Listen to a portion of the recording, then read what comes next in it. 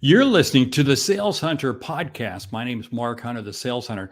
What are we talking about today? We're talking about why prospecting calls should never include a demo. I'm gonna share with you some strategies, some ideas, and some findings that I've got that I want to share with you as to why you should never have a demo be part of a prospecting call. And the show begins right now.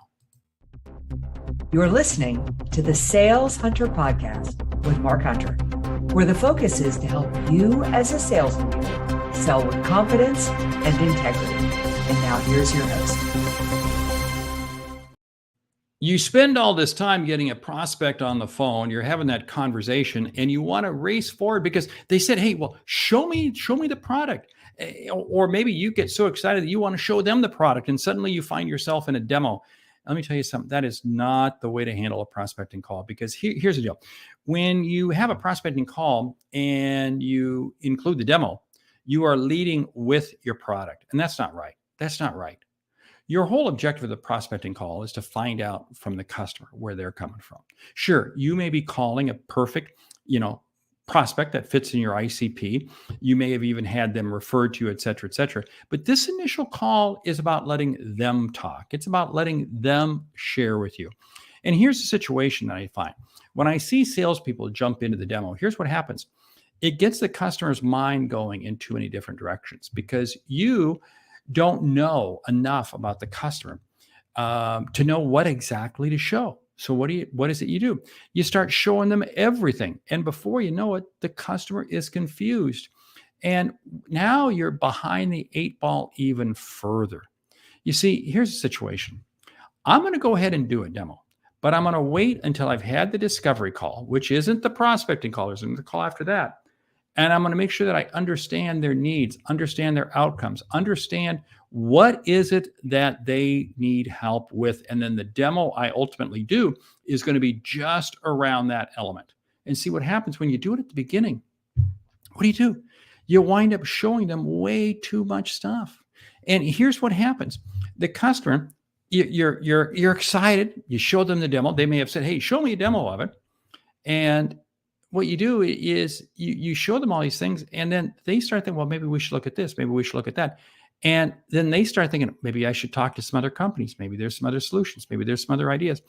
And they lose sight of what it is and the reason for your call. Your call was to find out from them what their challenges are. Now, here's the thing. When the customer says you're on a prospecting call, a call's going great, we'll say. And they say, "Hey, can you show me a quick demo?" You're going to say, "Yeah, you know what? I could, but I don't really understand enough about your company, about your business. Could you help me understand a little bit more?" And you know what? The customer's going to appreciate you for that. They are going to appreciate you because you're more interested in them. This is what it's all about. Because when I ultimately do the demo, I have to make sure that every piece of the demo I do links back to something that they've shared with me. And I'm not going to know that if I've been on the phone with them for a couple minutes and then suddenly they want to say, "Oh, show it to me." No. What you do is you have this initial call, you're talking to them, and you're letting them share with you. Your call to action is for the next call, which you could say is going to be the discovery call. Fine. And you can sit there and say, "Hey, we'll block out enough time. And I'm going to have some more questions for you. We'll block out enough time to potentially do a demo." Now, I never say I'm going to do a demo. I would just say I'm going to potentially do a demo. And the reason being is because I don't want to get myself locked in. Because again, I have to make sure I have clarity. But here's why I like to use the word potentially. Is the customer said, "Hey, show me a demo." You know they're going to show up for the second call. Now, that second call, what I'm going to do is I'm going to ask them questions, get them engaged.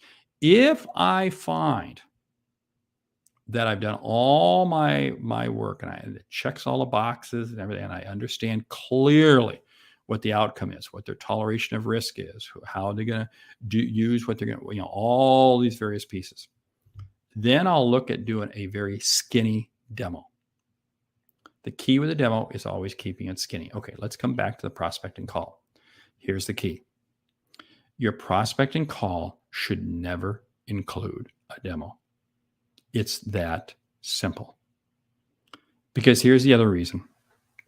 When I do a demo, I want to come out of that demo with an 80, 70, or 80% probability that that deal is going to close.